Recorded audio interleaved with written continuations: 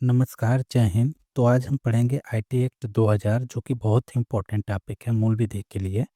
हम सबसे पहले इम्पोर्टेंट आर्टिकल देखेंगे, सामान्य परिचय देखेंगे, महत्वपूर्ण धाराएँ, परिभाषाएँ देखेंगे, उसके बाद आर्टिकल देखेंगे, जो ज़रूरी हैं, उसके बाद हम दूसरा टॉपिक साइबर अपराध है। दोनों ही कनेक्टेड हैं, इसीलिए एक ही साथ पढ़ लेंगे। यूपीएसआई में अलग-अलग टॉपिक दोनों का दिया। उसके बाद हम 10 पीवाईक्यू करेंगे। पीवाईक्यू इसलिए करेंगे ताकि आपको एक कॉन्फिडेंस हो जाए कि जो पढ़ाया है उसी में से आएगा और उसी में से एग्ज़ाम में आएगा।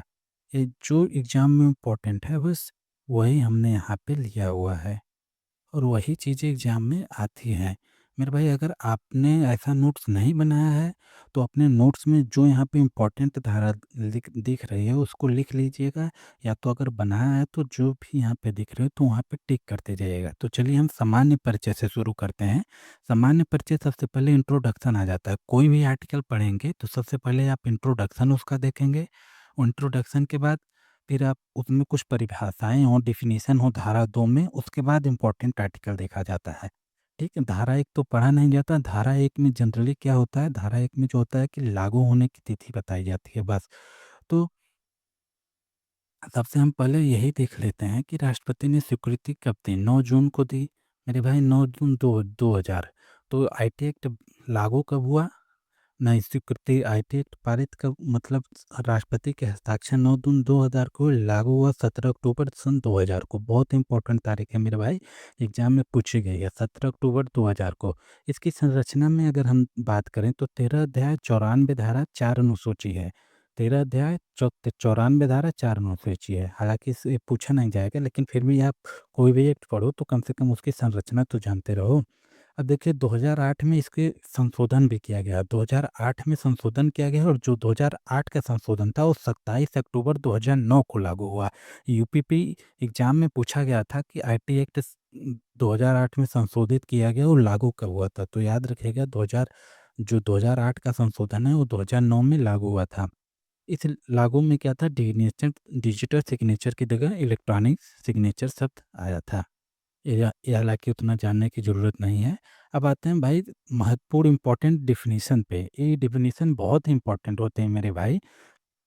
जब भी आप पढ़ेंगे धारा 2 में डेफ़िनिशन होता है और तमाम डेफ़िनिशन उस आर्टिकल से रिलेटेड रहते हैं, इसलिए ए, बी, सी, डी, ई, एफ, जी, एच, आई कुछ भी करके आपको दिया जा सकता है। तो सबसे पहले हम 2A में देखते हैं एक्सिस। एक्सिस मतलब पहुँच, एक कंप्यूटर टर्मिनोलॉजी है। इनका प्रयोग कंप्यूटर टर्मिनोलॉजी है भाई, ठीक? कंप्यूटर सिस्टम में प्रवेश करना या निर्देश देना एक्सेस कहलाता है। कंप्यूटर क्या होता है मेरे भाई? बहुत ही बेहतरीन डेफिनेशन है। डाटा प्रोसेसिंग डिवाइस, कैलकुलेटर शामिल नहीं। ये मेरे भाई याद रखना कि इसमें कैलकुलेटर नहीं शामिल है, क्योंकि 4 ऑप्शन आया होता है एक बार एग्ज़ाम में। उसमें पूछा था इनमें से कौन-सा कंप्यूटर है? तो उसमें एक ऑप्शन कैलकुलेटर था। तो याद रखना कि कैलकुलेटर कंप्यूटर में शामिल नहीं है। कंप्यूटर नेटवर्क क्या होता है? उपग्रह, माइक्रोवेव या अन्य माध्यम से जुड़े 2 से ज़्यादा कंप्यूटर। आप बस याद रखिए 2 से ज़्यादा कंप्यूटर अगर एक साथ जुड़े हैं, चाहे वो किसी भी तरीके से जुड़े हों, तो उन्हें कंप्यूटर नेटवर्क कहा जाता है। डाटा क्या होता है मेरे भाई? तथ्य, सूचना या निर्देश जो कंप्यूटर समझ सके। तथ्य, सूचना या निर्देश जो कंप्यूटर समझ सके उसको क्या कहा जाता है? उसको डाटा कहा जाता है। इलेक्ट्रॉनिक्स रिकॉर्ड क्या होता है मेरे भाई? वेरी इंपॉर्टेंट, 2017 में पूछा गया था। इनफैक्ट ये भी पूछा गया था कौन सा आर्टिकल था, तो आर्टिकल 2 के टी में है इलेक्ट्रॉनिक्स रिकॉर्ड। इलेक्ट्रॉनिक्स रिकॉर्ड क्या होता है? डेटा, छवि, ध्वनि जो इलेक्ट्रॉनिक रूप में हो उसको क्या कहते हैं? Electronics record. फिर आइए 2 का डब्ल्यू में मध्यवर्ती, वेरी मोस्ट इंपॉर्टेंट परिभाषा मेरे भाई। वह दो वह जो दूसरे का डाटा रिसीव करे, स्टोर करे, उसको क्या बोला जाता है? उसको मध्यवर्ती इंटरमीडिएट्स बोला जाता है। 2008 के संशोधन में इसको और बढ़ाया गया मेरे भाई। जैसे 2000 पहले मध्यवर्ती की कोई रिस्पॉन्सिबिलिटी नहीं होती थी। जैसे मान लीजिए फेसबुक है, अगर फेसबुक पे आप कुछ अपलोड कर दिए, उससे दंगा भड़क गया, तो उसमें फेसबुक की कोई ज़िम्मेदारी नहीं होती थी मेरे भाई। लेकिन अब फेसबुक पे जो भी मध्यवर्ती हैं, उन पे भी ज़िम्मेदारी डाला गया है। उसके बाद ये ओरिजिनेटर सब समझते हो, जो संदेश भेजता है, ये ओरिजिनेटर होता है, इतना इम्पोर्टेंट नहीं है। फिर आई जाइए प्रशासनिक और न्यायिक धाराएँ। प्रशासनिक और न्यायिक धारा से आप सब क्या समझते हैं? ये धाराएँ प्रशासन के लिए होंगी और न्याय के लिए होंगी। मतलब डिजिटल इकोसिस्टम कैसे चलेगा, एक तो उसका प्रशासन करने के बताएँगे, दूसरा अगर कुछ हो जाए तो उसका न्याय कैसे मिलेगा, ये वो धाराएँ हैं। तो धारा 3 में क्या है, डिजिटल हस्ताक्षर। सबसे पहले ये जानिए धारा 3 में क्या है, डिजिटल हस्ताक्षर, और 3 में इलेक्ट्रॉनिक्स हस्ताक्षर जो 2008 में जोड़ा गया था, ठीक? 3 या 4 जो पूछा जाएगा तो हस्ताक्षर से रिलेटेड होगा। अब यहाँ पे है धारा 17, बहुत इम्पोर्टेंट मेरे भाई। प्रमाणन प्राधिकरण नियंत्रण क्या होता है मेरे भाई? ऐसी अथॉरिटी देखिए, नियुक्ति केंद्र सरकार करती है या डिजिटल सिग्नेचर जारी करने वाली कंपनी को लाइसेंस देती है। आप सीधा ये जानिए सीसीए क्या होता है। ये ऐसी अथॉरिटी होती है कि जो मतलब कि ऑनलाइन जो डिजिटल सिग्नेचर हुआ है उसकी मान्यता देती है। जैसे अ, मान लीजिए यूपी गवर्नमेंट का किसी, मान लीजिए अडानी से कॉन्ट्रैक्ट हुआ, तो जो ऑनलाइन पेपर होगा अगर उस पे अडानी साइन किया है, कौन साइन किया है, वो सब जाँच करने के लिए ये सब होते हैं। सीसी अथॉरिटी बहुत इम्पोर्टेंट अथॉरिटी है मेरे भाई। उसके बाद आप देखिए धारा 43, धारा 43 इम्पोर्टेंट है मेरे भाई। बिना मालिक की अनुमति के डेटा डाउनलोड, कॉपी, वायरस डालना, डेटा डिलीट करना, ये सब क्या होता है? ये होता है कंप्यूटर को नुकसान पहुंचाना। सज़ा, ये मेरे भाई थोड़ा सज़ा गलत लिखा हुआ है, आप बस इतना जानिए इसकी सज़ा धारा 65 में है। अभी सज़ा की बात करेंगे तो फिलहाल आप जानिए धारा 43 क्या है, बिना मालिक की अनुमति के डेटा डाउनलोड करना या उसमें उसको कॉपी करना, वायरस डालना, डेटा कुछ डिलीट करना, ये सब क्या होता है कंप्यूटर को नुकसान पहुँचाने का एक वो है। अब जाइए धारा 48, धारा 48 मान लीजिए किसी के साथ साइबर फ्रॉड हो जाता है तो कहाँ जाएगा? साइबर साइबर अपील अधिकरण। तो एक संस्था है साइबर अपील अधिकरण, जिसकी स्थापना केंद्र सरकार ने की है, और इनकी जो इसमें बैठते हैं जज, उनकी योग्यता हाई कोर्ट के बराबर होती है। सेवारत नहीं, चाहे सेवानिवृत्त रहे, हाई कोर्ट के जज के बराबर। अब आइए अपराध और दंड वाली जो धाराएँ हैं, बहुत इम्पोर्टेंट है मेरे भाई। अपराध और दंड वाली धाराएँ आप ऑप्शन एलिमिनेट भी कर सकते हैं। जो जो भी अपराध शुरू होगा मेरे भाई वो धारा 65 से शुरू होगा। जो भी अपराध है धारा 65 से ही शुरू हुआ है। एक प्रश्न आया था, मुझे याद नहीं, लेकिन उसमें मतलब एक ही ऑप्शन था जो 65 के बाद के था। तो ऐसे आप याद रखिए, आप एलिमिनेट कर लेंगे। धारा 65 क्या कहता है? सोर्स कोड से छेड़छाड़ करना, सोर्स कोड से छेड़छाड़ करना। जो धारा 43 में आपने देखा था ना कि कॉपी कॉपी किसी का डाटा कर लिया या डाटा डिलीट कर दिया, वायरस डाल दिया बिना अनुमति के, तो वही होता है छेड़छाड़। तो उसके लिए क्या है, 3 साल की सज़ा, 2 लाख तक की जुर्माना, 3 साल तक की सज़ा। धारा 66 में क्या है? कंप्यूटर संबंधी हैकिंग अपराध, जिसमें 5 साल 3 साल की सज़ा, 5 लाख का जुर्माना है। धारा 66 में क्या है? कंप्यूटर हैकिंग करना, ठीक?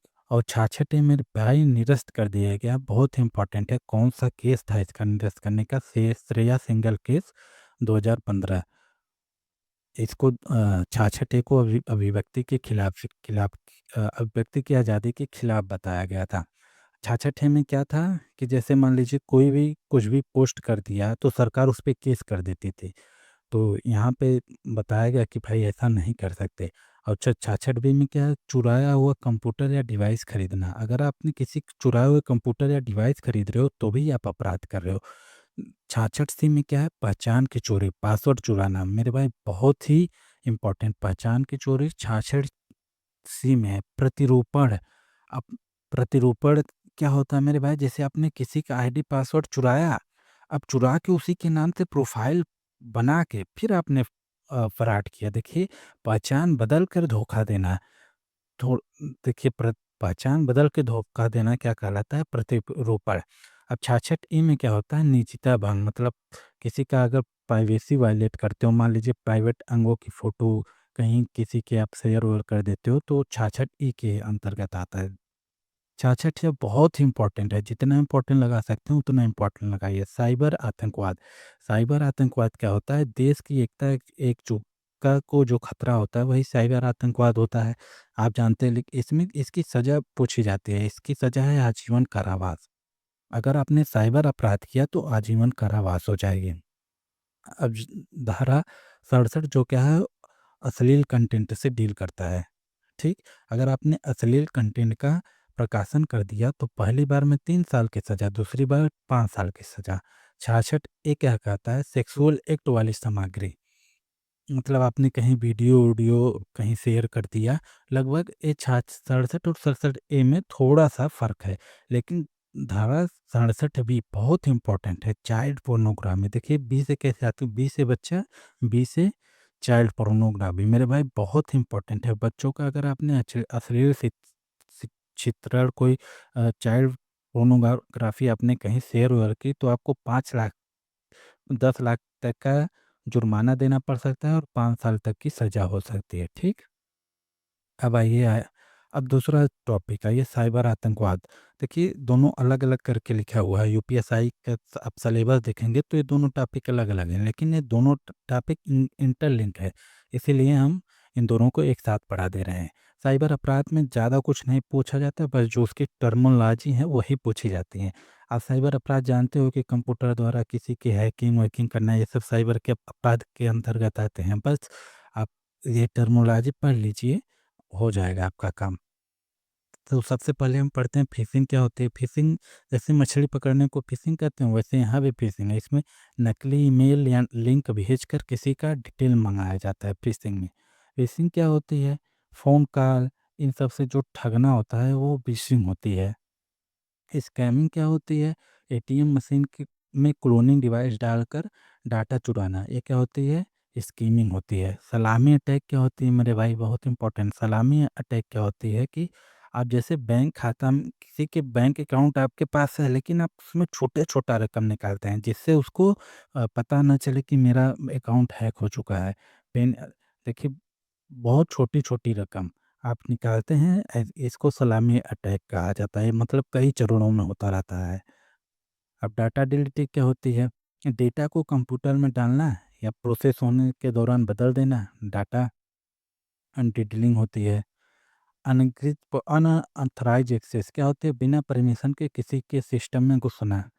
आप जानते हो बिना परमिशन के किसी के सिस्टम में घुस जाओगे तो क्या होगा? अनअधिकृत। लॉजिक बम क्या होता है? ऐसा कोड जो किसी खास समय या घटना पे फटता है, ठीक? जैसे आपने किसी कंप्यूटर में लॉजिक बम लगा दिया कि भाई 12 बजे इनका पूरा डाटा क्लीन हो जाएगा, तो उसको लॉजिक बम कहते हैं। साइबर स्क्वैटिंग क्या होता है? किसी मशहूर कंपनी जैसे गूगल के नाम मिलता-जुलता डोमेन खरीद लेना। ये क्या होता है? साइबर क्या होता है? जैसे काफ़ी लोग बैंक का, जैसे मान लीजिए बैंक ऑफ बड़ौदा है, तो उसी से मिलता-जुलता वेबसाइट वो भी बना देंगे। फिर आप सोचोगे हम बैंक ऑफ बड़ौदा की वेबसाइट से पे जा रहे हैं, एक्चुअली आप उनके वेबसाइट पे जाओगे, तो वहाँ से आपका वो डाटा ले लेते हैं। इस समझ गए साइबर स्क्वैटिंग? स्नूफिंग क्या होता है? बहुरूपिया अपनी पहचान छिपाकर दूसरे के नाम से काम करना। रैनसमवेयर क्या होता है? डाटा लॉक करके फिरौती मांगना या पैसे मांगना, ये सब क्या होते हैं? रैनसमवेयर के अंतर्गत आते हैं। डिनायल ऑफ सर्विस मतलब किसी के सर्वर पे इतना ट्रैफिक भेज देना कि वो क्रैश हो जाए। मान लीजिए किसी की वेबसाइट है, आप नहीं चाहते कि वो चले, तो आप उस पे इतना वो भेज देंगे, आप उस पे बहुत ज़्यादा एक ही बार में ट्रैफिक भेज देंगे, जैसे कोई उसको एक्सेस ही नहीं कर पाएगा। जब भी बोलेगा तो उसमें एरर दिखाएगा, ठीक? आइए अब कुछ 10 महत्वपूर्ण प्रश्नों को हम लोग देख लेते हैं। आईटी अधिनियम कब लागू हुआ? तो आईटी अधिनियम 17 अक्टूबर 2000 को लागू हुआ। धारा 66 की शुरुआत में असंवैधानिक घोषित कर दिया। श्रेया सिंघल बनाम भारत संघ, बहुत इंपॉर्टेंट है। इलेक्ट्रॉनिक्स अभिलेख की परिभाषा किस धारा में है? धारा 2 की टी में इलेक्ट्रॉनिक्स अभिलेख की परिभाषा है। साइबर आतंकवाद धारा 66 एफ, आप जानते हैं साइबर आतंकवाद धारा 66 एफ, ये पूछा ही जाएगा, इस बार भी पूछा जाएगा। साइबर अपील प्राधिकरण धारा 48 में है। साइबर अपील प्राधिकरण धारा 48 में है। आईटी संशोधन अधिनियम कब प्रभावी हुआ? 27 अक्टूबर 2009 को। कंप्यूटर सोर्स कोड के साथ छेड़छाड़ करने की सज़ा 3 वर्ष तक है। सर्टिफाइंग अथॉरिटी वही जो होता है सीए को लाइसेंस कौन देता है? तो देता है सीएए, ठीक? देखिए एक सीएए होता है, सीएए उसके नीचे होता है सीए, तो इसको जो सीए को लाइसेंस मिलता है वो तो यही तो देती है। चाइल्ड पोर्नोग्राफी से संबंधित धारा कौन सी है? बी से बच्चा, तो आप याद कर लेना 67 पहचान की जो चोरी 66 से, और प्रतिरूपण द्वारा छल 66 डी। तो ये सब इम्पोर्टेंट धारा थी, ये इम्पोर्टेंट चैप्टर था, तो ये चैप्टर आपका खत्म होता है। हमने 2 चैप्टर पढ़ लिया हुआ है। अब हम तीसरा चैप्टर चलते हैं सूचना के अधिकार पे। अभी तक हमने आईटी एक्ट पढ़ लिया और साइबर अपराध पढ़ लिया। अब तीसरा चैप्टर हम चलते हैं सूचना का अधिकार, जिसको हम आरटीआई कहते हैं। तो सबसे पहले यही देखते हैं पूर्णतः लागू कब हुआ। 12 अक्टूबर 2005 को लागू हुआ है। विस्तार जम्मू कश्मीर सहित भारत में। अब तो जो भी कानून आएगा अब तो पूरे भारत के लिए होगा। पहले ये कानून क्या होता था कि जम्मू कश्मीर के लिए लागू नहीं होता था, क्योंकि आप जानते हो वहाँ पे 370 चलता था, वहाँ का अपना अलग प्रावधान होता था। लेकिन अब जो भी कानून आता है वो पूरे भारतवर्ष के लिए लागू होता है। अच्छा, आरटीआई एक्ट का मकसद क्या था कि वही ट्रांसपेरेंसी हो, अकाउंटेबिलिटी तय हो। ठीक। अब चलिए महत्वपूर्ण धाराओं पे आ जाते हैं। बेसिक चीज़ें हमने जान ली, अब इम्पोर्टेंट आर्टिकल पे आ जाते हैं। इम्पोर्टेंट आर्टिकल, सबसे पहले इम्पोर्टेंट आर्टिकल है धारा 2F। हमने कहा कि ना धारा 2 में हमेशा परिभाषा होती है, लेकिन वो परिभाषा अलग अलग चीज़ों की होती है। सबसे पहले इसमें 2F में इंफॉर्मेशन, मतलब इन्फॉर्मेशन क्या चीज़ होता है। मतलब अगर तुम जानोगे नहीं कि सूचना होती है, तभी सूचना जब जानोगे तभी तो सूचना मांगोगे किसी से। तो दस्तावेज, मेमो, ईमेल, प्रेस विज्ञप्ति, नमूने, इलेक्ट्रॉनिक डाटा इत्यादि। मतलब आप इन कुछ भी मांग सकते हैं सूचना में सरकार से। क्या नहीं मांग सकते वो अपवाद है, वो आगे आएगा। फिलहाल और धारा के 2 एच में देखिए लोक प्राधिकरण, public accountability, public authority. Public authority क्या होती है? सं, सरकार या संसद के कानून द्वारा स्थापित संस्थाएं। एनजीओ भी आ सकती हैं अगर वो सरकारी फंड उनको मिल रहा हो। आप बस ये जानो कि लोक प्राधिकरण क्या होता है। ऐसी संस्थाएं जिनको गवर्नमेंट पैसा देती है, गवर्नमेंट के पैसे से संचालित होती है, उसी को लोक प्राधिकरण कहते हैं। और जिसको गवर्नमेंट पैसा देती है या जो गवर्नमेंट के पैसे से चलती है, हम उ- उस उस पे आरटीआई लगा सकते हैं, मतलब उनसे सूचना मांग सकते हैं। अब धारा 3 में क्या करा, इंपॉर्टेंट है। धारा 3 सूचना का अधिकार, मतलब भारत के सभी नागरिकों को सूचना प्राप्त होगा। मतलब आप जहाँ भी सूचना मांगोगे आपको सूचना मिलेगा। ऐसा कोई संस्थान ऐसा नहीं है, मतलब सरकारी संस्थान की जो सूचना देने से मना कर दे। धारा 3 में कहा गया। धारा 4 क्या है कि स्व प्रकटीकरण, मतलब हर विभाग को अपनी जानकारी खुद वेबसाइट पे डालनी होगी। मतलब हर विभाग अपनी जानकारी को डालनी होगी। उतना इम्पोर्टेंट नहीं है, लेकिन धारा 5 बहुत इम्पोर्टेंट है। पीआईओ, पीआईओ क्या होता है? जन सूचना अधिकारी। ये पब्लिक इंफॉर्मेशन ऑफिसर इसको कहते हैं। हर विभाग में एक पीआईओ या एपीआईओ, मतलब असिस्टेंट पीआईओ की नियुक्ति होगी, जो जनता को सूचना देगा। मतलब आप जब भी आरटीआई लगाएंगे तो यही पीआईओ अधिकारी होता है जो आपको सूचना देता है। अब धारा 6 में क्या कहा गया है? आवेदन। आप आवेदन कैसे करते हैं? हिंदी, अंग्रेजी या किसी भी स्थानीय भाषा में आप आवेदन दे सकते हैं। ठीक, आपको कारण बताना ज़रूरी नहीं है कि आप किस कारण से सूचना माँग रहे हैं। आप ये ज़रूरी नहीं, आपको फ़ीस ₹10 लगेगी। अगर आप बीपीएल वाले हैं, मतलब बिलो पॉवर्टी कार्ड धारक हैं, तो आप फ्री में, आपको फ्री में जानकारी मिलेगी। अच्छा, जानकारी कैसे? आप कोई भी सादा कागज़ ले लीजिए। ऐसा नहीं कि कोई प्रारूप होता है इसका, नहीं। किसी भी सादे कागज़ से लेकर आप उस विभाग के पीआईएल को दे दीजिए, या ऑनलाइन वेबसाइट आरटीआई की है वहाँ पे जाके डाल दीजिए, आपको मिल जाएगा। समय सीमा क्या है कि जब आप जब आप आवेदन करेंगे, जब आप माँगेंगे तो उसके आवेदन के 30 दिन के अंदर आपको जानकारी दे दी जाएगी। नियम है कि आप 30 दिन के अंदर आपको जानकारी मिलेगी। यदि आप सहायक पीआईओ को दिए तो आपको 35 दिन, 5 दिन मतलब इसको सूचना और आगे भेजने में लगता है ना, तो 30 दिन आपको।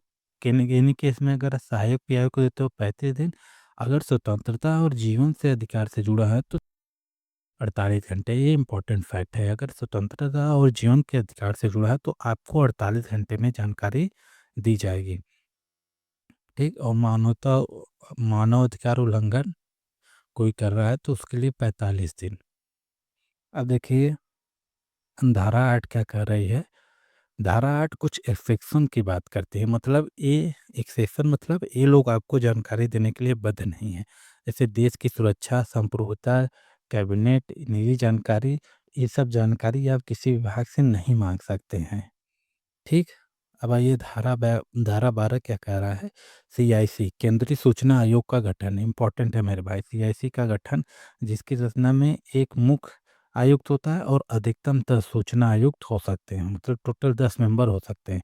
नियुक्ति कौन करता है? राष्ट्रपति करते हैं, एक समिति की सिफारिश पे। अब इस समिति में कौन होता है? जिस समिति की सिफारिश होती है उसमें कौन होता है? प्रधानमंत्री, जो इस समिति के अध्यक्ष होते हैं, लोकसभा में विपक्ष का नेता और पीएम द्वारा नामित एक कैबिनेट मंत्री। ये फैक्ट इम्पोर्टेंट है।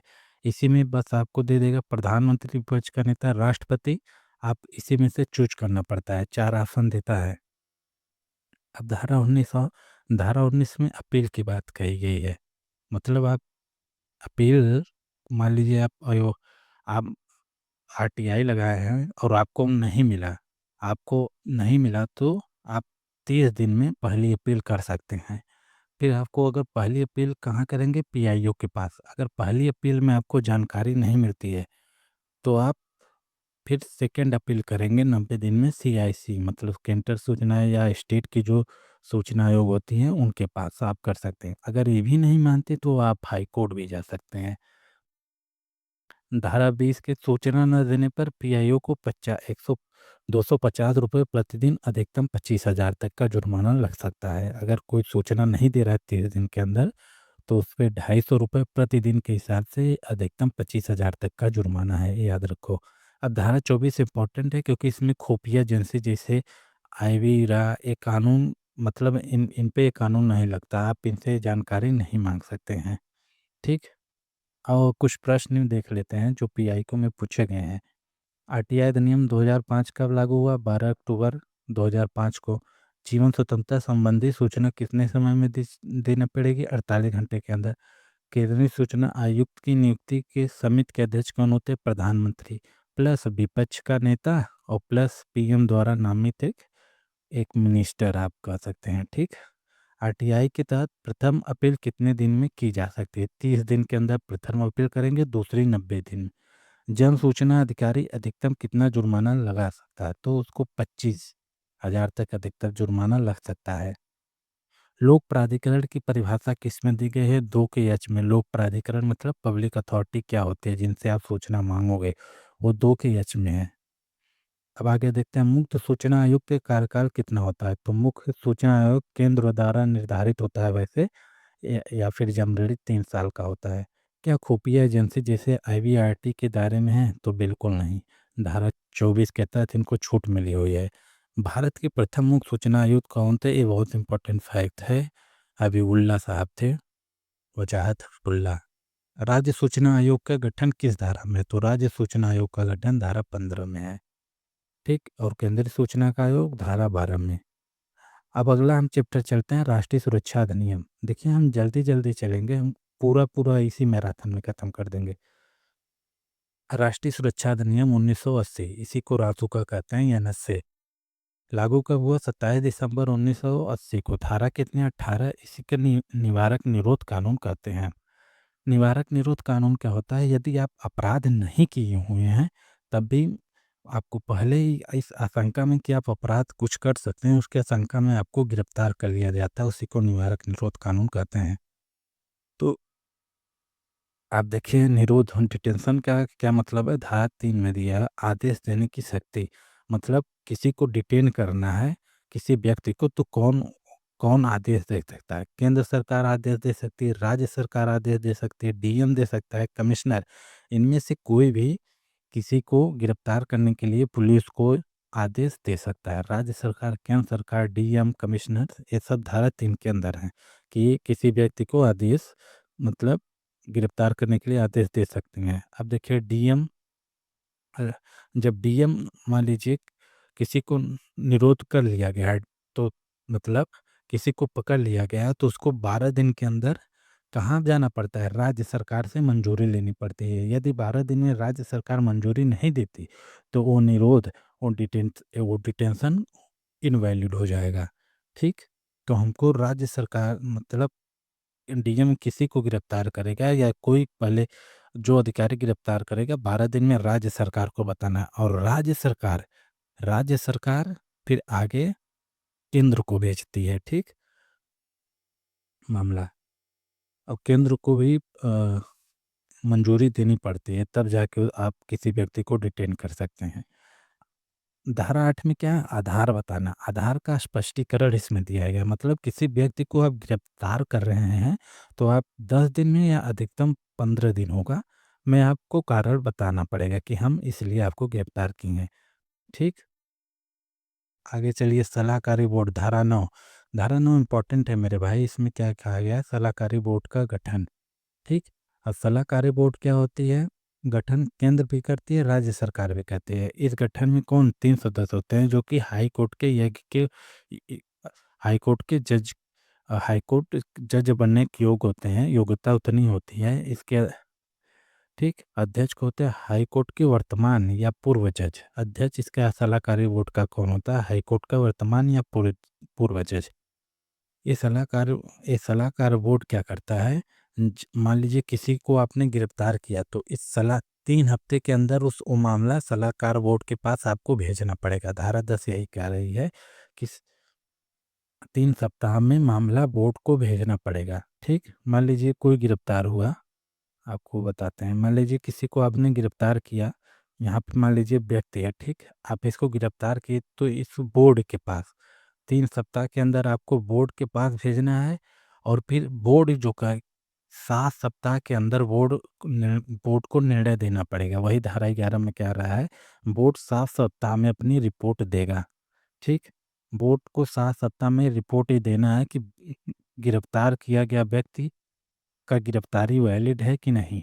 ठीक, अगर बोर्ड कह देगा कि वैलिड है तो गिरफ्तार रहेगा, अगर बोर्ड कह देगा कि नहीं वैलिड नहीं है तो उसको छोड़ दिया जाएगा। अधिकतम अवधि मतलब आप किसी को गिरफ्तार अधिकतम 12 महीने तक कर सकते हैं इस रासुका के तहत। ठीक, शुरुआत में 3 महीने, फिर 3-3 महीने बढ़ा सकते हैं, ऐसा हो। निरोध का वापस लिया जाना 18 में क्या है कि आप इसको वापस ले सकते हैं। अब चलिए पीवाईक्यू देख लेते हैं। राष्ट्रीय सुरक्षा अधिनियम कब लागू हुआ, तो 27 एक धारा 16 यहाँ पे भी देख लो, धारा 16 भी इम्पोर्टेंट थी, इसमें नहीं है लेकिन आप जान लो धारा 16 की मतलब जो आदेश दिया है वो व्यक्ति दोषी नहीं होगा, मतलब उसके खिलाफ केस नहीं किया जा सकता। मान लीजिए राज्य सरकार ने आदेश दिया किसी को गिरफ्तार करने के लिए, तो अब आज राज्य सरकार को दोषी नहीं ठहरा सकते हैं। ठीक, राष्ट्रीय सुरक्षा अधिनियम कब लागू हुआ, 27 दिसंबर 1980 को। यह नशे के तहत अधिकतम निरोध की अवधि कितनी है, 12 महीने। कौन सी धारा है ये आप बताना। जिला मजिस्ट्रेट द्वारा किया गया आदेश कितने दिन तक मान्य है, 12 दिन। 12 दिन तक में अगर राज्य सरकार नहीं अनुमोदन करती है तो खत्म हो जाएगा। सलाहकारी बोर्ड के अध्यक्ष की योग्यता क्या होती है, हाईकोर्ट के जज के बराबर। सरकार को कितने समय में मामला सलाहकारी बोर्ड को भेजना होता है, 3 सप्ताह में। 3 सप्ताह में सलाहकार बोर्ड को, और सलाहकार बोर्ड अपनी रिपोर्ट यहाँ देखिए, सलाहकार अपनी रिपोर्ट कितने समय में देता है, 7 सप्ताह के अंदर। निरुद्ध व्यक्ति को आधार मतलब किस ग्राउंड पर उसको गिरफ्तार किया है कितने दिन में बताना होता है, 5 से 10 दिन के अंदर आपको उसको बताना होता है। और वे प्रश्न है, क्या एनएसए के तहत गिरफ्तार व्यक्ति वकील कर सकता है, बिल्कुल भी नहीं। एनएसए के तहत गिरफ्तार व्यक्ति वकील नहीं कर सकता है। निवारक निरोध किस सूची का विषय है, तो समवर्ती सूची का विषय है, क्योंकि राज्य सरकार भी इस पे आदेश दे सकती है और केंद्र सरकार भी। क्या कर रहा है एनएसए, किस अनुच्छेद में अपवाद के रूप में कार्य करता है, तो अनुच्छेद 22। अनुच्छेद 22 क्या कहता है, अनुच्छेद 22 क्या कहता है मेरे भाई, प्रिवेंटिव डिस्टेंस है ना, कि कुछ दशाओं में गिरफ्तारी से वो स्वतंत्रता के अधिकार में आपने पढ़ा होगा, तो उसका ये अपवाद है। ठीक, अभी तक हम 4 चैप्टर पढ़ चुके हैं, अब आगे चलते हैं 5वें चैप्टर पे। 5वां चैप्टर क्या है, भ्रष्टाचार निवारण अधिनियम। ठीक, 5वां चैप्टर है भ्रष्टाचार निवारण अधिनियम 1988। ये लागू कब हुआ, 9 सितंबर 1988 को लागू हुआ है और 2018 में संशोधित हुआ है। अब चलिए धारा 2 हमेशा परिभाषा की बात करता है, तो इसमें इम्पोर्टेंट कौन सा है परिभाषा, धारा 2 का सी, लोक सेवक, पब्लिक सर्वेंट। ये इसकी परिभाषा बहुत व्यापक है। आप जानते हैं एमपी हो गया, एमएलए हो गया, कुलपति, जज, बैंक कर्मचारी। आप मोटा-मोटी ये लगा सकते हो कि जिसको भी सरकार से लाभ प्राप्त हो रहा है, मतलब जो सरकार से पैसा ले रहा है, इनकम जो चीज़, वो लोक सेवक के अंदर आता है, ठीक? अब धारा 7 बहुत ही इम्पोर्टेंट है, लोक सेवक द्वारा रिश्वत लेना। तो इसमें सज़ा कितनी होगी? 3 से 7 वर्ष, यही सज़ा पूछता है। 3 से 7 वर्ष की सज़ा होगी प्लस जुर्माना। तो रिश्वत पूछेगा, रिश्वत लेना किसमें है? तो धारा 7 में है। अब रिश्वत देना धारा 8 में है, ये भी इम्पोर्टेंट है। धारा 8 में रिश्वत देना है। रिश्वत देना भी अपराध है, इसमें 7 साल तक की सज़ा होती है, ठीक?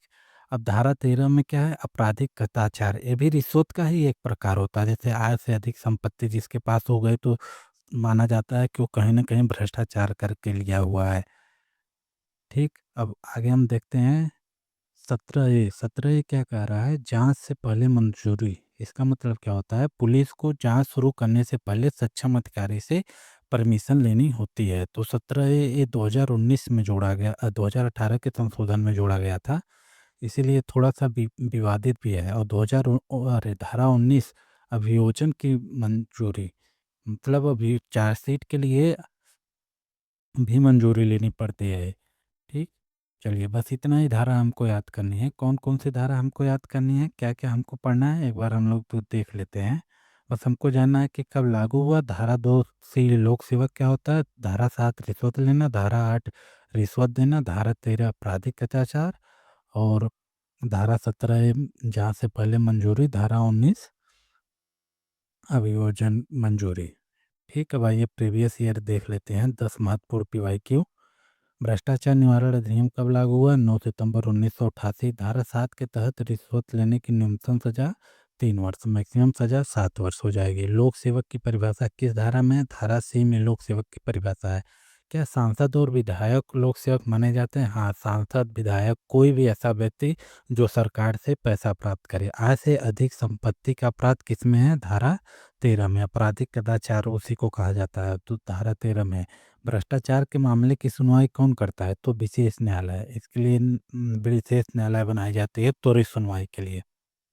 रिश्वत देने वाला व्यक्ति के लिए सजा है 7 वर्ष तक के लिए। लोक सेवक के खिलाफ जांच के लिए मंजूरी किस धारा में है? 17(1) में। 17 में आप मंजूरी लेंगे, उसके बाद जांच हो सकती है आपकी। विशेष न्यायालय की नियुक्ति कौन करता है? तो केंद्र राज्य दोनों कर सकते हैं। अपील किस कोर्ट में होती है? हाई कोर्ट में। मतलब ये जो विशेष न्यायालय जो सज़ा दे देगा, आप उससे सहमत नहीं हैं, तो आप हाई कोर्ट में जा सकते हैं। अब आगे चलते हैं आयकर अधिनियम। भाई ऐसे ही शॉर्ट में होगा, जल्दी-जल्दी होगा, ये बस रिवीजन के लिए है, ठीक? आयकर अधिनियम 1961 में आया, आप जानते हैं बहुत ही इम्पोर्टेंट है। एक आयकर अधिनियम बहुत बड़ा चैप्टर है मेरे भाई, लेकिन इसको मात्र 1 पेज में हमने निपटा दिया है।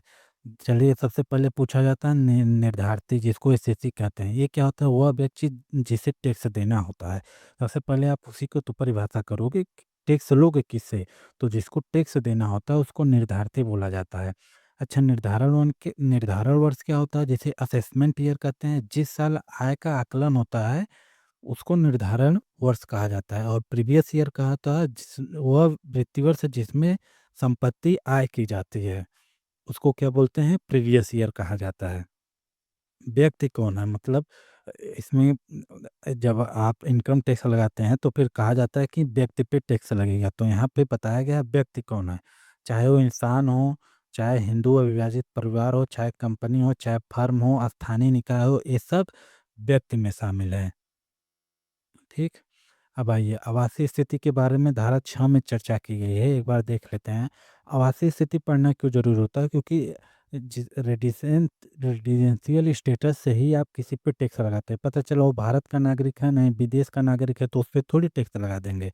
तो इसलिए ये आवासीय स्थिति का कॉन्सेप्ट आता है। तो सबसे पहले निवासी क्या होता है? कोई व्यक्ति पिछले साल में 182 दिन रहा हो, से अधिक रहा हो, तो वो भारत का निवासी कहलाता है। इसके वैश्विक आय पर टैक्स लगता है, मतलब वो कहीं भी कमाए, उसके आय पे टैक्स लगेगा। और बाकी क्या होता है?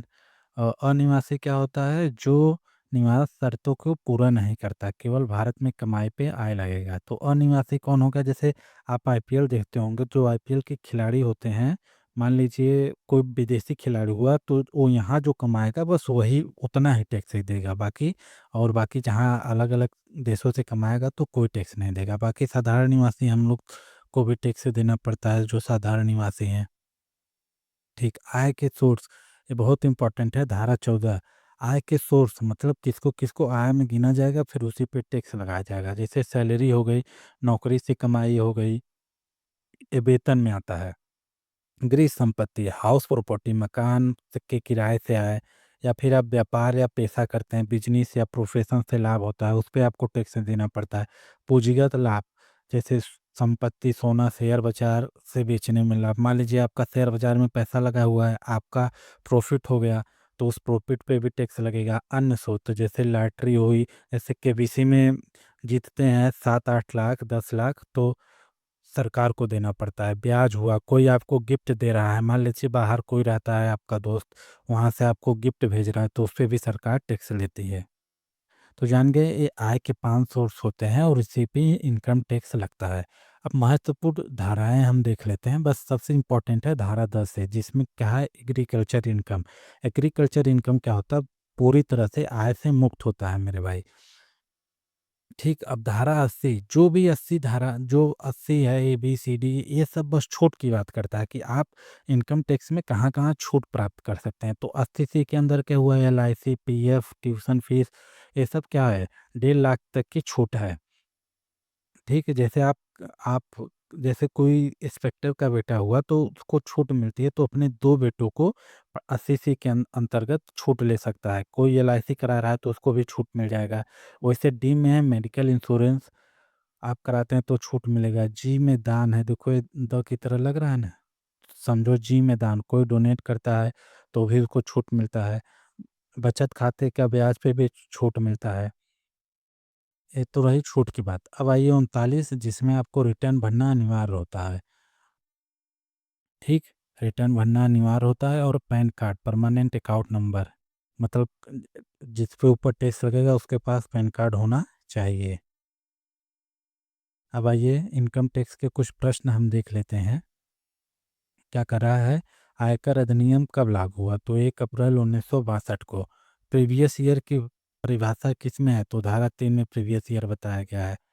आय को, कृषि आय किस धारा के तहत छूट प्राप्त है? धारा 10 ए के तहत। हमने पढ़ा आय के कितने शीर्ष होते हैं? आय के 5 शीर्ष होते हैं, आर्टिकल 14।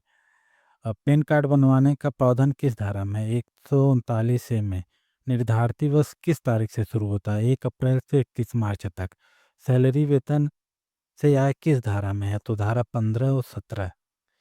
सीबीटी क्या होती है? सीबीटी मतलब केंद्रीय प्रत्यक्ष बोर्ड का गठन किस एक्ट से हुआ? केंद्रीय राजस्व अधिनियम 1963। ये सीबीटी क्या होता है मेरे भाई? यही आय लेने का मतलब इनकम टैक्स की सबसे ऊपरी संस्थान है, सबसे हाई लेवल की संस्थान है। वरिष्ठ नागरिक की आयु सीमा 60 वर्ष होती है। व्यक्ति पर्सन की परिभाषा, पर्सन में कौन शामिल है? तो व्यक्ति, ये मतलब उसमें आता है, स्टेटमेंट में करके आया था, तो उसमें व्यक्ति, कंपनी, फर्म, ये सब पर्सन में शामिल हैं। अब आगे देखते हैं motor vehicle act. Motor vehicle act 1988 लागू कब हुआ था? 1 सितंबर 2019 को। अब थोड़ा सा एक टर्मोलॉजी समझते हैं, गोल्डन आवर और नेक व्यक्ति क्या होता है। दुर्घटना के बाद 1 घंटा जिसमें जान बचाने की संभावना सबसे ज़्यादा होती है, उसको क्या बोला जाता है? गोल्डन आवर बोला जाता है। नेक व्यक्ति क्या होता है? वह व्यक्ति जो दुर्घटना पीड़ित की मदद करता है, उसे नेक व्यक्ति कहा जाता है। उसे पुलिस नहीं परेशान करेगी, ना तो उस पर कोई पूछताछ होगा। ठीक, अब आइए धारा और जुर्माना। इसमें मैक्सिमम आपसे जुर्माना पूछा जाता है, इसलिए आप ये जान लीजिए किस अपराध में कौन सा जुर्माना है। ठीक, सबसे पहले आप देखिए, बिना बिना डीएल के गाड़ी चलाने पे जुर्माना कितना है? 5,000। अब आप यहाँ ये बटे में क्यों लिखे हैं? आप बोलेंगे तो सर, ये जो दूसरा वाला है देखिए, जैसे मान लीजिए ओवर स्पीडिंग, तो 112 में नॉर्मल कहा जाएगा कि आप ओवर स्पीड करके गाड़ी नहीं चलाएंगे, और फिर 183 में उसका क्या बताया गया है कि अगर आप ओवर स्पीडिंग चलाते हैं तो 1000 से 2000 तक आपका जुर्माना लगेगा। वैसे धारा 3 में बताया गया है कि प्रत्येक व्यक्ति को गाड़ी चलाने के लिए डीएल की आवश्यकता होगी, और धारा 181 में बताया गया है अगर डीएल नहीं है तो 5000 का जुर्माना लगेगा। इसीलिए आप जब भी धारा देखते हो टीचर ऐसे बता करके पढ़ाते हैं। फिलहाल आप धारा वाला, अरे मतलब जुर्माना वाला धारा याद कर लीजिए, वो बहुत इंपॉर्टेंट है। धारा 4 में कहा गया है कि डीएल किसको मिलेगा, तो जो 18 वर्ष का है उसको डीएल मिलेगा, और जो 16 साल का लड़का है उसे 50 सीसी तक का इंजन वाहन चलाने को मिलेगा, और जो परिवहन चालक है जिसको परिवहन चलाना है उसको डीएल 20 वर्ष में मिलेगा। ठीक? वही ओवर स्पीडिंग का बता दिया, 1 से 2000 का जुर्माना 183 में है, और बिना हेलमेट 194 डी 1000 का जुर्माना है, और 3 महीने तक डीएल रद्द। 196 क्या है? बिना बीमा 2000 का जुर्माना है। 184 में क्या है? खतरनाक ड्राइविंग 5000 तक का जुर्माना है। शराब पीकर गाड़ी चलाने पे 1000 का जुर्माना है। अच्छा, आप देखिए शराब पी के गाड़ी चलाने पे क्या होता है, शराब कैसे चेक होती है, जो ब्रेथ एनालाइजर होता है उसमें क्या होता है 30 mg प्रति 100 ml ब्लड में आपका 30 mg मिल जाता है, तो आपको माना जाता है कि आपने ड्रंक करके गाड़ी चलाई हुई है। 161 में क्या है, इम्पोर्टेंट है, 161 में हिट एंड रन केस का मामला है। अगर मृत्यु हो गई तो आपको 2 लाख तक का जुर्माना देना पड़ेगा, यदि उसको चोट लगा हुआ है तो आपको 50,000 तक का जुर्माना देना पड़ेगा। अब 199 में क्या होता है, जुवेनाइल किशोर, अभिभावक को 3 साल की सज़ा और 25,000 का जुर्माना होता है। जुवेनाइल मतलब अगर कोई पिता अपने बच्चों को गाड़ी देता है और प्रूफ हो जाता है कि इसने बच्चों का ख्याल नहीं रखा, तो पिता को 3 साल की सज़ा होगी और उसको 25,000 का जुर्माना देना पड़ेगा। एक बार फिर से आप देख लीजिए, मात्र इतने धारा याद करनी है। उसके बाद आ जाता है इम्पोर्टेंट वो चिन्ह। तो चिन्ह आप अपने से भाई देख लीजिएगा चिन्ह क्या-क्या है, क्योंकि तमाम चिन्ह हैं, और चिन्ह ईज़ी होते हैं। जो वो गोल होता है वो अनिवार्य बताता है, और जो उस स्क्वायर टाइप होता है वो क्या बताता है कि वो बस संकेत बताता है, और जो ट्रायंगल होता है वो क्या होता है, वो चेतावनी होती है। ठीक? अब आगे चलिए, महत्वपूर्ण प्रश्न एक बार देख लेते हैं। मोटर वाहन अधिनियम कब लागू हुआ? 1 जुलाई 1989। बिना बीमा के गाड़ी चलाने का जुर्माना किसमें है? 196 में। शराब पीकर गाड़ी चलाने पर अल्कोहल की मात्रा प्रति 100 ml रक्त में 30 mg। हिट एंड रन के मामले में मृत्यु पर मुआवजा 2 लाख है। यदि मृत्यु हो जाती है 2 लाख और चोट लगता है तो 50,000, धारा 161 में है। बिना हेलमेट गाड़ी चलाना, धारा 129 में कितनी सजा का प्रावधान है? 1 लाख प्लस 3 माह के लिए डीएल निलंबन, 1000 रुपये, सॉरी 1 लाख बोल दिया। किशोर द्वारा अपराध, अभिभावक को सजा 3 वर्ष तक कारावास और 25,000 तक जुर्माना, प्लस आप 25 साल तक लड़के को ड्राइविंग लाइसेंस नहीं मिलेगा। लर्निंग लाइसेंस की वैधता कितनी होती है? 6 महीने तक। ट्रांसपोर्ट वाहन चलाने के लिए न्यूनतम आयु 20 वर्ष, वही परिवहन वाहन चलाने के लिए 20 वर्ष होना चाहिए। तेज गति की धारा किसमें है? ये 112 और 183। खतरनाक ड्राइविंग, खतरनाक ड्राइव खतरनाक तरीके से ड्राइविंग 184।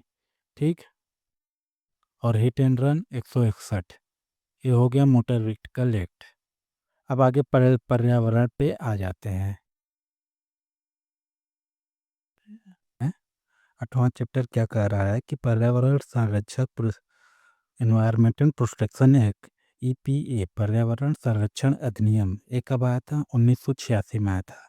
भाई ऐसे थोड़ा थोड़ा पढ़ना है, थोड़ा थोड़ा करके ही बहुत ज़्यादा हो जाएगा। इतना अगर ध्यान में रख लोगे तो आप 8 में से यकीन मानो कि आप 7 आराम से कर लोगे। एक ही 2 क्वेश्चन टफ आएगा मेरे भाई, और वो जो बहुत डिटेल में पढ़ा है उसको भी छोड़ना पड़ेगा और आपको भी छोड़ना पड़ेगा। ऐसा नहीं कि जो डिटेल में पढ़ा है वो कर लेगा।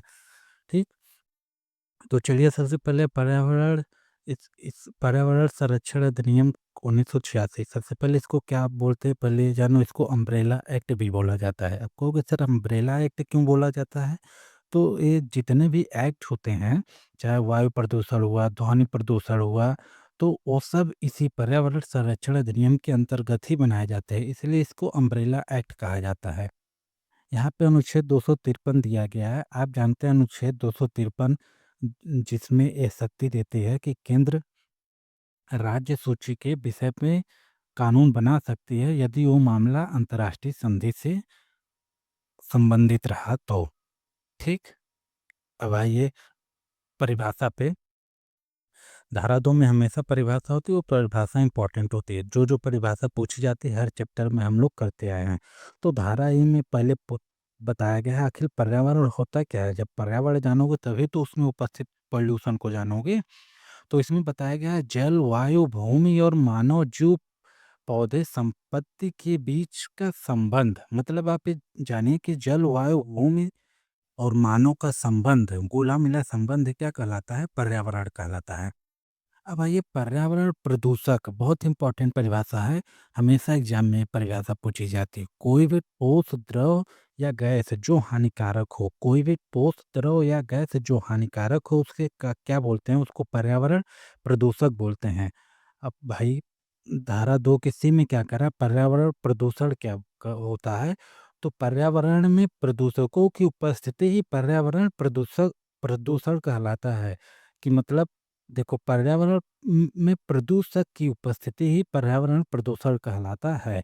यानी कि ठोस, द्रव, गैस ये जो हानिकारक चीजें हैं ये यदि पर्यावरण में मिल गए तो उसको हम लोग क्या कहते हैं? पर्यावरण प्रदूषित हो गया, हम वैसे ही उसको बोलते हैं। ठीक। अब चलिए 2 के डी में क्या कर रहा है? हस्तांतरण क्या कर रहा है? किसी पदार्थ का निर्णय, प्रसंस्करण, पैकेजिंग, भंडारण, परिवहन, उपयोग, बिक्री, विनाश आदि। अब आइए दो के ही में क्या करा? परिसंकट में पदार्थ जिसे हिडाजियल सब्सटेंस बोला जाता है।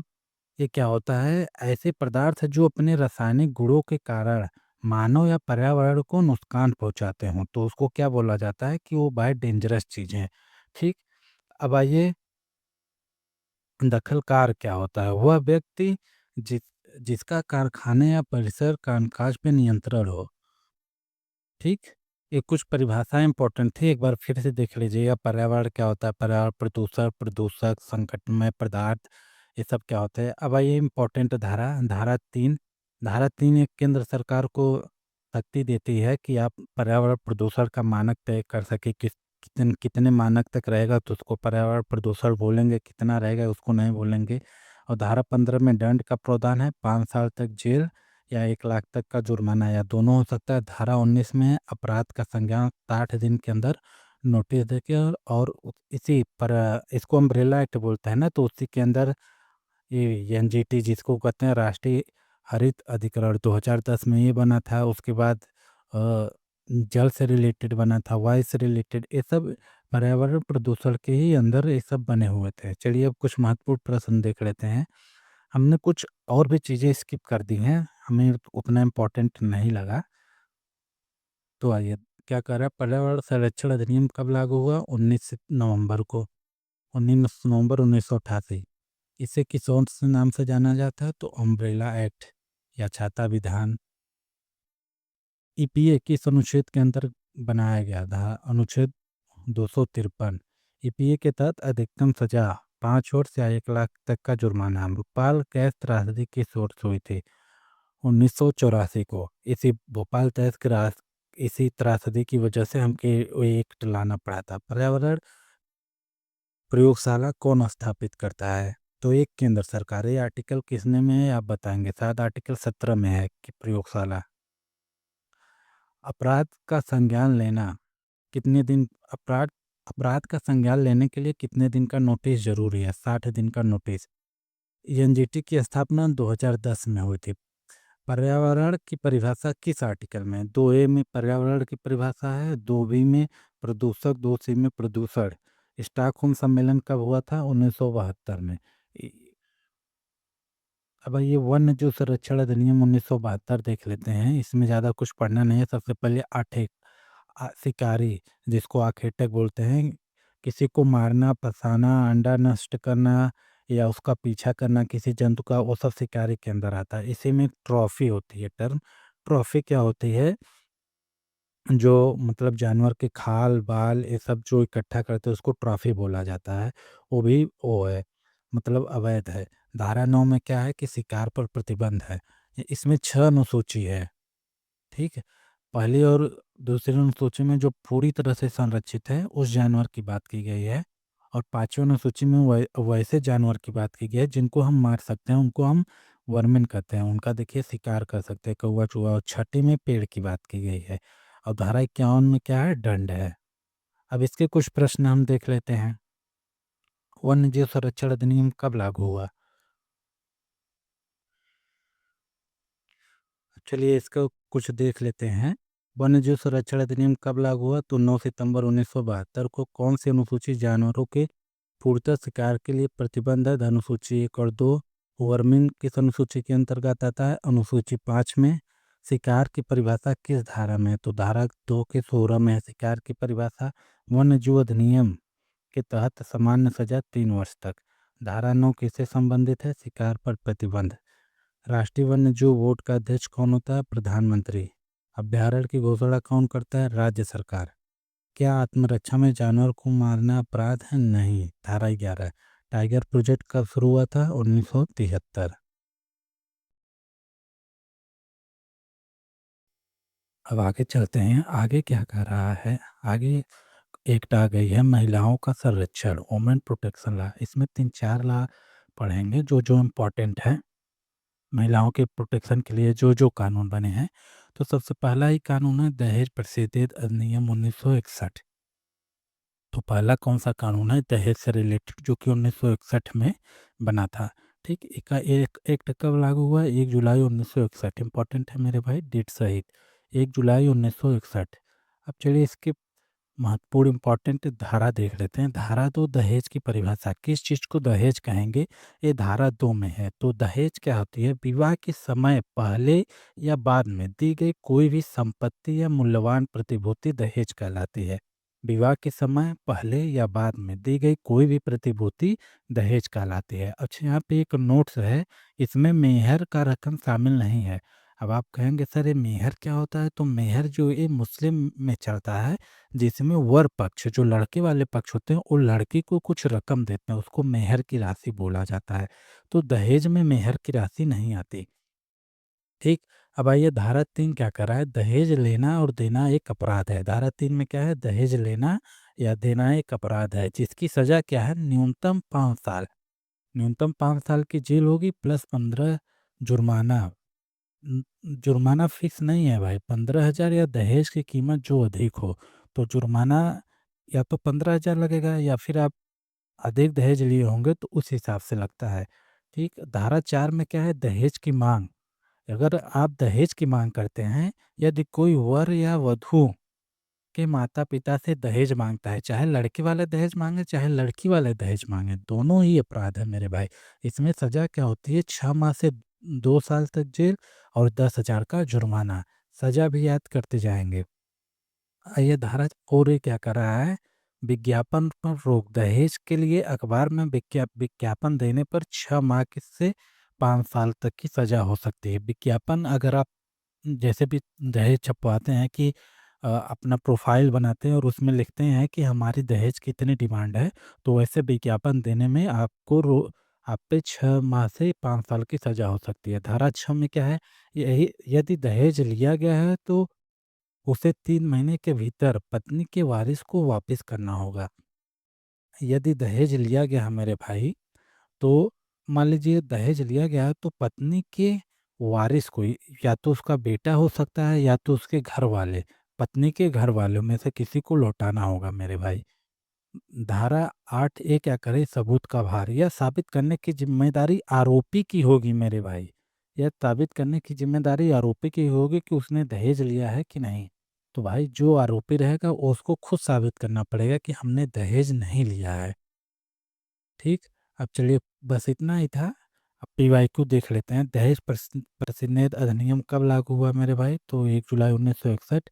दहेज लेने या देने के लिए न्यूनतम सजा 5 साल की है मेरे भाई। दहेज की मांग धारा 4 में है। उसके बाद वधू की मृत्यु के बाद दहेज किसे लौटाया जाएगा? तो उनके बच्चे, माता पिता, जो भी मतलब वधू के वारिस होंगे। दहेज का अपराध संज्ञेय और गैर जमानती है मेरे भाई। दहेज का अपराध जो है संज्ञेय और गैर जमानती है। अब दूसरा देख लेते हैं बी, महिला रिलेटेड अपराधों में दूसरी अपराध क्या, दूसरा एक्ट क्या है, घरेलू हिंसा से महिलाओं का संरक्षण, जो कि 2005 में आता है, घरेलू हिंसा से महिलाओं का संरक्षण। ठीक, तो ये एक्ट लागू कब हुआ, 26 अक्टूबर 2006 को। तो एक्ट लागू कब हुआ मेरे भाई, 26 अक्टूबर 2006 को। ठीक, अब इसमें भी धारा 3 देख लेते हैं, घरेलू हिंसा। अब किसे घरेलू हिंसा कहा जाएगा, ये इंपॉर्टेंट है मेरे भाई। इसमें शारीरिक, मानसिक, मौखिक, भावात्मक और आर्थिक शोषण शामिल है। घरेलू हिंसा में मतलब आप चाहे शारीरिक शोषण करें, मानसिक शोषण करें, मौखिक मतलब कुछ बोल के, गाली दे के, भावात्मक इमोशनल डैमेज करें, या आर्थिक को किसी भी तरीके से आप अपराध करेंगे तो घरेलू हिंसा के तहत आती है। अब धारा 8 में है संरक्षण अधिकारी। राज्य सरकार हर जिले में प्रोटेक्शन ऑफिसर नियुक्त करती है और कोशिश होती है कि वो महिला हो। तो राज्य सरकार हर जिले में एक ऑफिसर नियुक्त करती है जो कि दहेज जो कि ये हिंसा का देखरेख करता है। म, पीड़ित महिला सीधे मजिस्ट्रेट को आवेदन दे सकती है। धारा 12 में क्या है कि आप सीधे मजिस्ट्रेट को आवेदन दे सकते हैं, पीड़ित महिला जो है। साझा गृह का अधिकार, महिला को घर से निकालने का अधिकार नहीं दिया जा सकता मेरे भाई। और धारा 31 में क्या है, संरक्षण आदेश, प्रोटेक्शन आर्डर का उल्लंघन करने पर सजा 1 साल से लेके जेल, 1 साल की जेल और 20,000 तक का जुर्माना। अब कुछ इसका पीवाई को हम देख लेते हैं। घरेलू हिंसा नियम कब लागू हुआ, 26 अक्टूबर 2006 को। संरक्षण अधिकारी की नियुक्ति धारा 8 में, घरेलू हिंसा की परिभाषा धारा 3 में है। इतने प्रीवियस ईयर थे। अब आइए तीसरा एक्ट देख लेते हैं, महिला और स्त्री से रिलेटेड तीसरा एक्ट है स्त्री अशिष्ट रोपण। ये क्या है कि जब महिलाओं को आप गंदी तरीके से प्रेजेंट करते हो, उनका चित्र बनाते हैं, फिर ऐसा कोई उनका करते, इसमें वो शामिल होता है। देखिए, महिलाओं के शरीर का अश्लील प्रदर्शन विज्ञापन, किताब, फिल्मों आदि में रोकना। मतलब महिला के शरीर का आप अश्लील प्रदर्शन नहीं कर सकते हैं इस एक्ट के अनुसार। धारा 3 में क्या है, ऐसे विज्ञापनों पर रोक। धारा 6 में क्या है, सजा, पहली बार में 2 वर्ष 2,000 का जुर्माना, दूसरी बार में 5 वर्ष प्लस 10,000 से 1 लाख तक का जुर्माना। और सजा की इंटेंसिटी पे डिपेंड करता है। स्त्री अशिष्ट रोपण अधिनियम किस वर्ष पारित हुआ, 1986 में। अधिनियम के तहत दूसरी बार आरोपी की न्यूनतम सजा 5 वर्ष होगी मेरे भाई। ठीक, अब आइए बच्चों से संरक्षण अपराध देख लेते हैं मेरे भाई। बच्चों का संरक्षण, चाइल्ड प्रोटेक्शन क्या होता है। इसमें सबसे पहला इंपॉर्टेंट यही है, पोक्सो एक्ट। लैंगिक अपराधों से बालकों का संरक्षण अधिनियम 2012 में आया था। लागू कब हुआ, 14 नवंबर 2012, बाल दिवस पर। आप जानते हैं नेहरू के जन्मदिन के अवसर पर। अब आगे देखिए, महत्वपूर्ण तत्व में बालक, बालक की परिभाषा बहुत इंपॉर्टेंट है। 18 वर्ष से कम आयु का कोई भी व्यक्ति, लड़की हो चाहे लड़का, जेंडर न्यूट्रल है मेरे भाई, लड़की लड़का है चाहे ट्रांसजेंडर हो, जो भी 18 वर्ष से नीचे है वो बालक की परिभाषा में आता है। ठीक, धारा 3 में क्या है, प्रवेशक यौन हमला, पेनिट्रेटिव सेक्सुअल असर, जब कोई बच्चे के साथ जबरन यौन कृत करता है। पेनिट्रेटिव मतलब कि अगर आप मतलब उसके प्राइवेट पार्ट में कुछ डाल दें, उसको कहते हैं प्रवेशिक यौन हमला। तो इसमें सजा क्या है, धारा 4 में सजा है न्यूनतम 10 साल से लेकर आजीवन कारावास प्लस जुर्माना। इसकी सजा बहुत कठोर है मेरे भाई। और धारा 5 में क्या कर रहा है, एग्रीगेटिव गुरुतर यौन हमला, यदि पुलिस, डॉक्टर, शैक्षिक रिश्तेदार ऐसा कृत्य करें। गुरुतर हमला, यौन हमला क्या होता है, जो मतलब एक जिम्मेदार पोस्ट पे हो और वो ऐसा काम करे तो उनकी सजा आप देखिएगा न्यूनतम 20 वर्ष आजीवन कारावास और मृत्युदंड तक भी दिया जा सकता है। धारा 16-17 में क्या है, अपराध को उस्काना भी अपराध है। धारा 19 में क्या है, रिपोर्ट करना अनिवार्य है। बच्चों के यौन शोषण की जानकारी होने पर पुलिस को बताना न बताना भी अपराध है मेरे भाई, बहुत इंपॉर्टेंट है। यदि आपको जानकारी है कि किसी बच्चे के साथ यौन हमला हो या यौन शोषण उसका हो रहा है तो आपको पुलिस को बताना पड़ेगा। यदि पुलिस को पता चलती है कि आपको पता था, आपने नहीं बताया, तो आपको भी पुलिस गिरफ्तार कर सकती है। अब धारा 28 में क्या है, विशेष न्यायालय, स्पीडी ट्रायल के लिए बच्चों का बयान उसके घर पे होगा मेरे भाई, बहुत इंपॉर्टेंट है, उसके घर पे या फिर कहीं ऐसी जगह जहाँ जहाँ उसको अच्छा लगे। पुलिस स्टेशन में नहीं हो सकता और वर्दी नहीं पहन सकता। जो भी मतलब बयान लेगा वो वर्दी में नहीं रहेगा और कोशिश किया जाएगा ज़्यादातर महिलाएं ही बयान लें।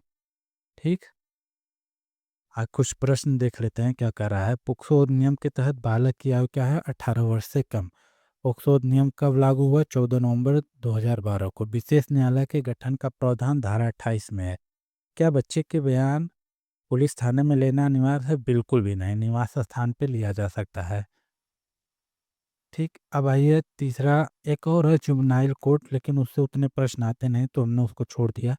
अब थर्ड पे आइए, एसटी अत्याचार निवारण 1989। तो लागू कब हुआ था मेरे भाई? 30 जनवरी 1990 में। उद्देश्य क्या था? जातिगत अत्याचार को रोकना। अब एक बार शॉर्ट में देख लेते हैं क्या क्या इंपॉर्टेंट है।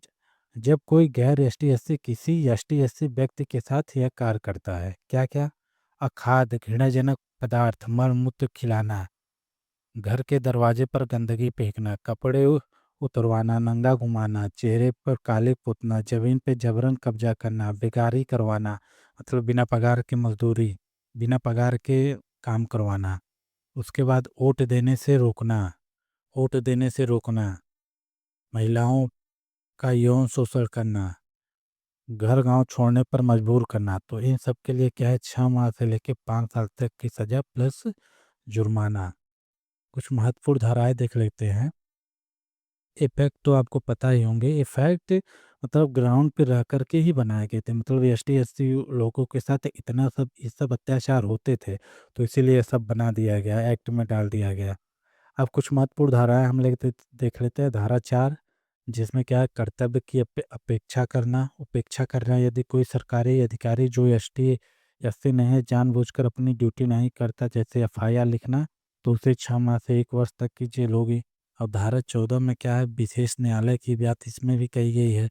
राज्य सरकार हर जिले पे एक सत्र न्यायालय को विशेष कोर्ट बनाएगी।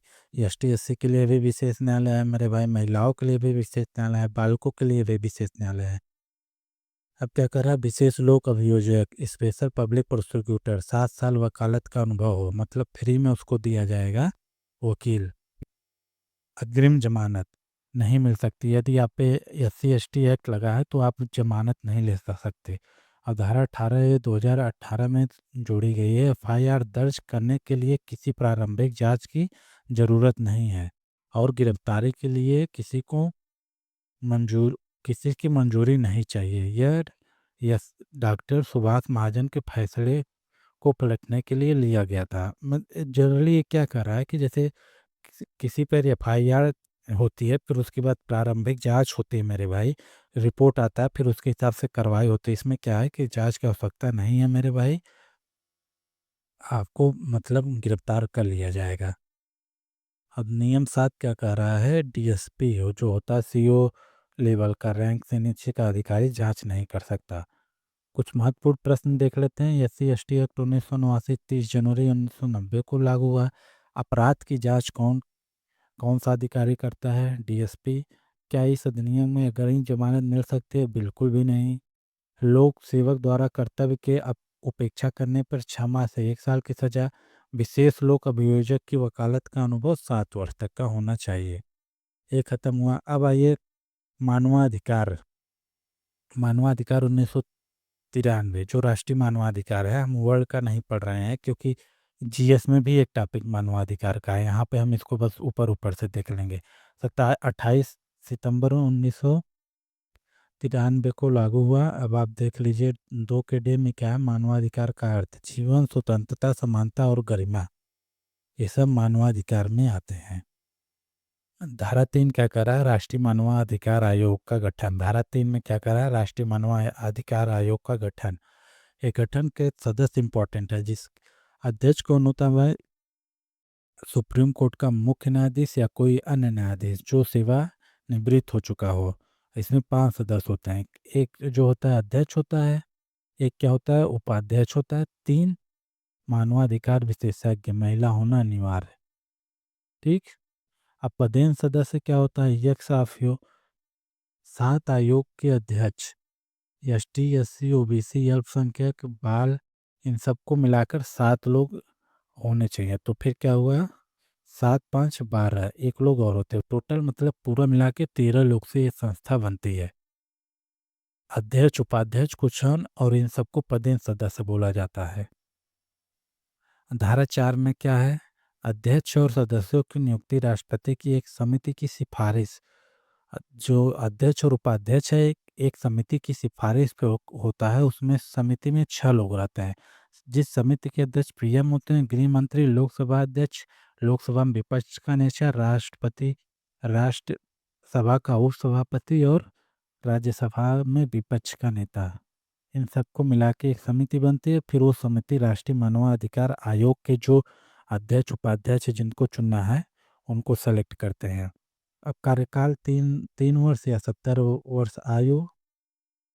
अब इनके कार्य क्या होते हैं, शिकायतों की जांच करना, जेल का निरीक्षण करना, मानवाधिकार साक्षरता फैलाना। यह केवल सिफारिश करता है, सजा नहीं दे सकता, मतलब सिविल कोर्ट की तरह काम करता है, सजा नहीं दे पाएगा मेरे भाई।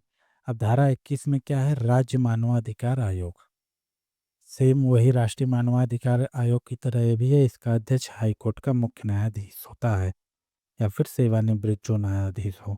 अब धारा 30 में क्या है, मानवाधिकार न्यायालय, ह्यूमन राइट कोर्ट, जिसको क्या होता है, जिससे सत्र न्यायालय का मतलब सिविल कोर्ट का दर्जा प्राप्त है मेरे भाई। अब इस देखते हैं एनएचआरसी के अध्यक्ष सेवानिवृत्त क्या क्या होने चाहिए, मैं 70 वर्ष होने चाहिए। एनएचआरसी के अध्यक्ष की नियुक्ति, समिति का अध्यक्ष कौन होता है, प्रधानमंत्री। राज्य मानवाधिकार के अध्यक्ष को कौन हटा सकता है, राष्ट्रपति।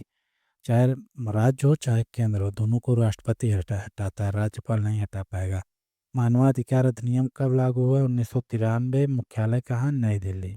कोई भी आयोग हो उसका जनरली मुख्यालय अगर राष्ट्रीय है तो नई दिल्ली, और अगर वो राज्य का है तो उस राज्य के जो जिला, जो उस राज्य का जो वो मतलब राजधानी होगी वहाँ पे होता है। अब 5वां आ जाते हैं भूमि सुधार, भूमि अधिग्रहण और राजस्व संबंधित।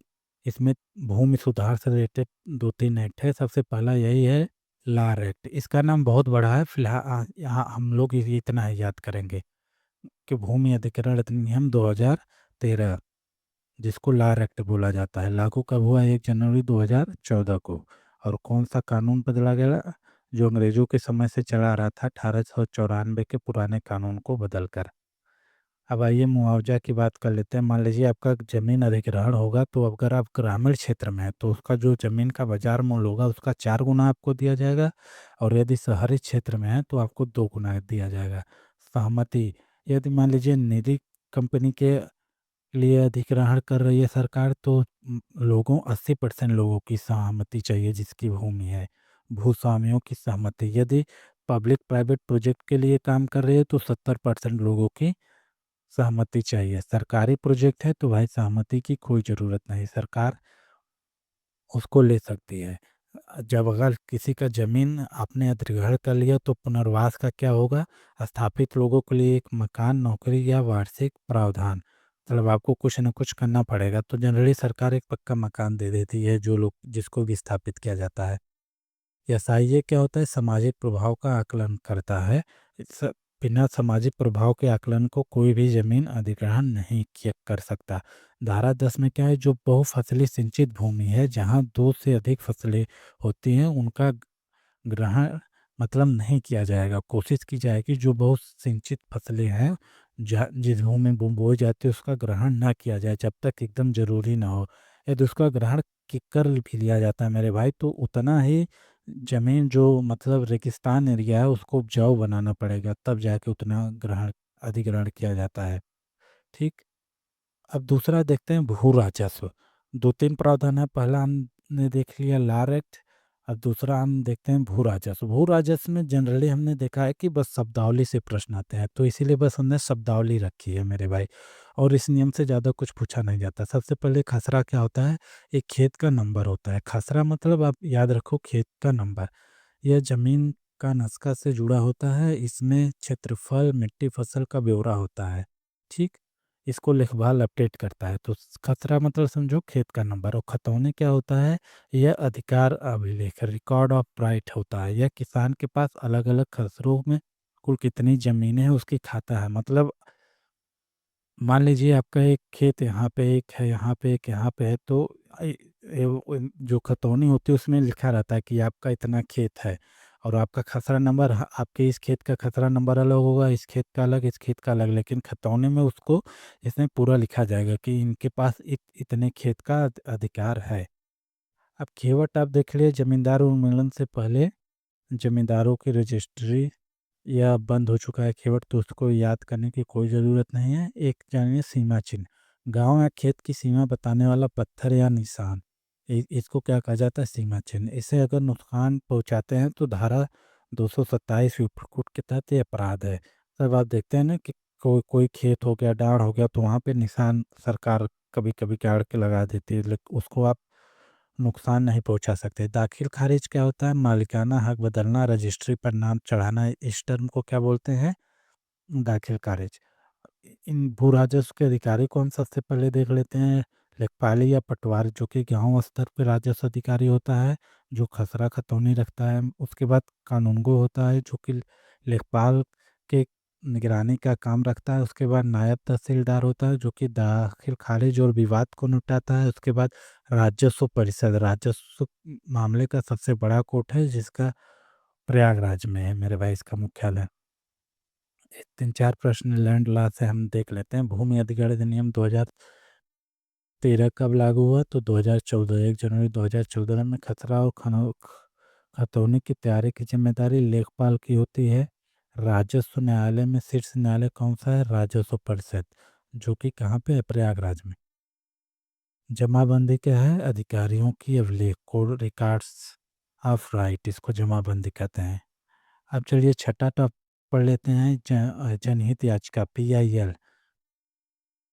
PIL चूँकि इम्पोर्टेंट है, आप जल्दी देखिएगा। उत्पत्ति क्या होती है? 1960 के दशक में USA में उत्पत्ति होती है इसकी। भारत में इसके जो जनक है जस्टिस PN भगवती और जस्टिस BR कृष्णा अय्यर है। इम्पोर्टेंट नाम है PN भगवती, ठीक। और इसका पहला केस हुसैन आरा खातून बनाम बिहार राज्य 1979 जेल में बंद विचाराधीन कैदियों के लिए था। उसके बाद आप ये भी नाम याद रखो, कपिला हिंगोरानी, इन्हें PIL की माता कहा जाता है, ठीक। सिद्धांत क्या है? ये लैंड लोकस स्टडी, यानी सिर्फ पीड़ित को ही कोर्ट जा सकता है मेरे भाई, के नियम का अपवाद है। मतलब इसमें पीड़ित के ही बिहाफ पे कोई भी कोर्ट जा सकता है, ठीक है। जरूरी नहीं कि पीड़ित ही जाए, पीड़ित के बिहाफ पे कोई भी कोर्ट जा सकता है। अब दायर कहाँ होती है? अब सुप्रीम कोर्ट दायर कर सकते हैं, चाहे हाई कोर्ट में दायर कर सकते हैं। PIL से जुड़े ऐतिहासिक मामले हम देख लेते हैं, जो कि बहुत बार पूछा जाता है एग्जाम में। SP गुप्ता बनाम भारत संघ, जिसमें क्या था? इसमें सुप्रीम कोर्ट ने पहली बार PIL को पूर्ण रूप से परिभाषित किया और लोकस स्टडी के नियम को उदार बनाया, ठीक।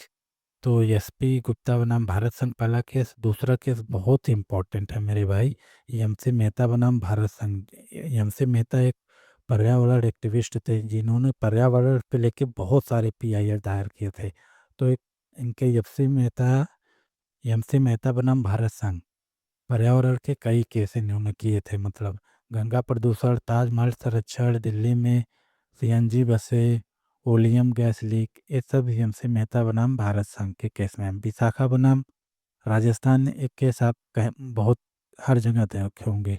कार्यस्थल पर महिलाओं का यौन उत्पीड़न के खिलाफ गाइडलाइंस आई थी, विशाखा बनाम राजस्थान। और परमानंद कटरा बनाम भारत संघ, इसमें क्या था? घायल व्यक्ति का तुरंत इलाज के लिए था। DK बसु बनाम बंगाल, गिरफ्तारी के समय पुलिस द्वारा पालन किए जाने वाला दिशा निर्देश। अब आइए शीला बारसे बनाम महाराष्ट्र, इसमें क्या था? जेलों में महिलाओं और बच्चों की सुरक्षा, बचपन बचाओ आंदोलन के सर्कस में बच्चों को काम पे रोक। जावेद बनाम हरियाणा राज्य, जिसमें क्या था? 2 बच्चों की नीति, पंचायत चुनाव लड़ने के लिए। इसमें क्या किया गया था कि हरियाणा गवर्नमेंट ने कानून लाया था कि जिसके पास 2 से अधिक बच्चे हैं उनको पंचायत चुनाव नहीं लड़ने दिया जाएगा। अब आइए पीआईएल के जनक कौन माने जाते हैं? पीएन भगवती। पीआईएल किस देश से ली गई है? अमेरिका। हुसैन आरा खातून किस केस से संबंधित है? विचाराधीन कैदियों की त्वरित न्याय के लिए। परमानंद कटार वाद किस विषय में था? चिकित्सा की सहायता के लिए। क्या पीआईएल जनहित के लिए उदार हो सकती है? नहीं। आगे चलते हैं महत्वपूर्ण न्यायिक निर्णय। महत्वपूर्ण न्यायिक निर्णय आप संविधान में भी पढ़ोगे, यहाँ पे भी देख लो, क्योंकि ये मूल विधि में आपके लिखा गया है, तो हम पढ़ा दे रहे हैं। वे फैसले जिन्हें भारतीय कानून ने संविधान की नई दिशा दी। ठीक, सबसे पहले संविधान और मौलिक अधिकार। तो संविधान से रिलेटेड जो न्यायिक निर्णय है, केशवानंद भारती, जिसमें आया था बेस्टिक स्ट्रक्चर का सिद्धांत। दूसरा क्या था? मेनका गांधी, जिसमें आया था अनुच्छेद 21 का विस्तार। तीसरा क्या था? पुट्टा स्वामी बनाम भारत संघ, जिसमें क्या था? निजता का अधिकार एक मौलिक अधिकार है। चौथा क्या था? इंदिरा साहनी केस, जिसमें क्या था? मंडल आयोग, ओबीसी को आरक्षण की सीमा 50% तक तय की गई थी। क्रीमी लेयर का सिद्धांत दिया गया था। अब आइए सामाजिक मुद्दे के लिए क्या क्या जो जो आए थे। नवतेज जौहर, जो 2018 में था, इसी में नवतो इसी केस में धारा 377 को वैध ठहरा दिया गया था। उसके बाद धारा 377 मतलब सेम सेक्स सेम लिंग का वो था। जोसेफ साइमन बनाम भारत संघ क्या था? इसमें क्या था? एडल्ट्री को संवैधानिक घोषित किया गया था, लेकिन अब क्या है? अपराध नहीं है। सायरा बनाम भारत संघ, इसमें 3 तलाक तलाक के बिद्दत को संवैधानिक घोषित किया गया था। सनबाग केस में क्या था कि निष्क्रिय इच्छा मृत्यु। लिली थॉमस केस दागी नेताओं पर था कि उनकी सदस्यता तुरंत रद्द हो अगर जिस नेता को 2 साल से ज़्यादा की सजा हुई है। सरना मुग्दल केस में था का इस्लाम धर्म को कबूल करके दूसरी शादी करना एक अपराध है। ये सरला मुग्दल केस से आता है। अब कुछ पीवाईक्यू देख लेते हैं। मूल ढांचा का सिद्धांत, केशवानंद भारती, निश्चित का अधिकार, पुट्टू स्वामी के समलैंगिकता, नवजोत सिंह सौर, कार्यस्थल पर गाइडलाइंस, विशाखा केस, भारत के राष्ट्रगीत का दर्जा की चर्चा इसमें होती है। तो ये रहा आज के लिए इतना ही। अब आगे हम लोग और